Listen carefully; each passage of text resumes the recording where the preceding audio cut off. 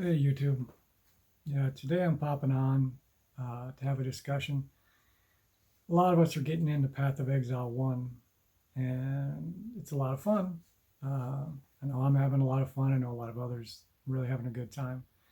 But there's been a lot of questions I've been seeing people ask about, is Path of Exile 1 microtransactions and stash tabs and things, are they going to be available to us in Path of Exile 2? Well, from my experience with a lot of games over the years, this is usually never the case. Usually any chance a company has an opportunity to put aside stuff from the past and make some more money on things from the future, they usually take that opportunity. So I was very surprised when I came to find out that all the stuff that I invested in over the years in Path of Exile 1 was going to be available, or in time be available, in Path of Exile 2. So that includes stash tabs, microtransactions that are applicable, meaning like if it makes sense in part 2, like they have the actual skill to have the skill effect for it and stuff like that, then they'll be moved over the early access period. Some are already available immediately, but there is a little bit of a caveat to that. It isn't necessarily available for everyone.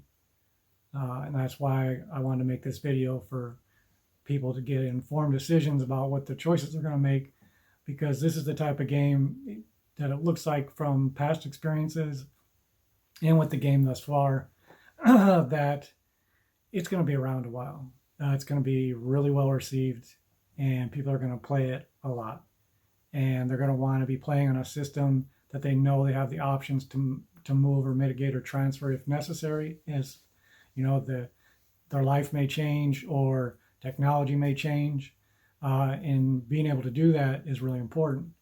So I started doing the research because I wanted to know, one of the things they added is you can now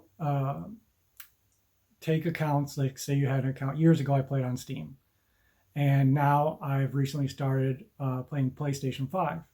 So I wanted to merge those two accounts, which they currently allow, and it allows for some transferability between those two merged accounts.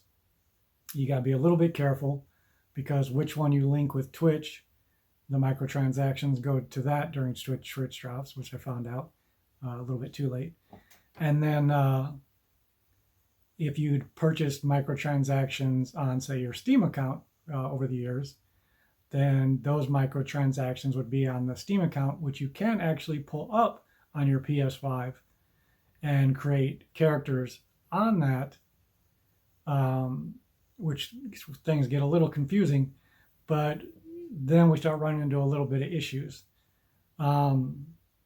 So stash tabs, microtransactions, and there was talk about if in the future, sounds like characters even maybe eventually be able to be transferred over from Path of Exile 1 to Path of Exile 2. At least that's what it looked like. At least that's what I've seen the developers talking about some as I was reading.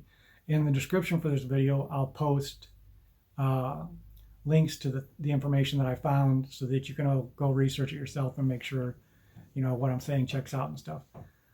But the one thing that I did find that is one of the main reasons I created this video, that I'm actually pretty frustrated about, is although PC is allowing these transfers to happen and Xbox is allowing these transfers to happen, PlayStation has decided that they are not going to allow these transfers to happen. So even though I can log into my Steam-based account on PlayStation, and I can see in my account in the game, which I'll provide video of all this, I can see my Steam account with character, with all the microtransactions there in my game. But they say they're unavailable. Like if I log into Path of Exile 2, I'll show you this. They say that they're unavailable. I can't remember the exact words, but you'll see it shortly at the bottom of the screen. And then if I actually go and log into POE 1, it literally says you can't be used on this client because it's not purchased through the PlayStation, your account on PlayStation Network. So they're being straight up letting you know. Since we didn't get part of these proceeds, possibly, it's not available. So it's not on the Grinding Gear game end. It appears that PlayStation is actually the one that's blocking it. And I'll include the little clip here. Actually, when I was doing this research earlier, I appeared to find a slight little glitch in the system where I was able to draw one of my old microtransactions from my Steam account on PC over into my PlayStation network, which goes to show that Grinding Gear Games literally has everything set up. It's all designed to transfer. PlayStation has the capacity to allow it to transfer, but they're directly deciding to deny it. Why? We can discuss that here just a short little bit of time. But I just wanted to get this out there because I wanted to let you know, one, we need to make informed decisions. People need to know about this so they know whether or not to purchase. Had I known ahead of time, I would have probably purchased on Steam to keep all my, I got a decent amount, a little over $500, which is a good amount of money for me spending over on microtransactions over the years on the first game because I liked it. And I would like to keep those microtransactions since they're going to be allowed to me. So I would have purchased on Steam, and now I got to debate: do I want to re-spend another $60 on the package I purchased on Steam and go ahead and give up my PlayStation one, or will PlayStation eventually think about this a little more clearly? I mean, I know for them they're probably thinking, well, it's a free game once early access ends. If people have a bunch of microtransactions, they're less likely to purchase new microtransaction, which that isn't the case. You should look at Fortnite and other games. People that like to spend money on the games over time will continue to spend money on the games.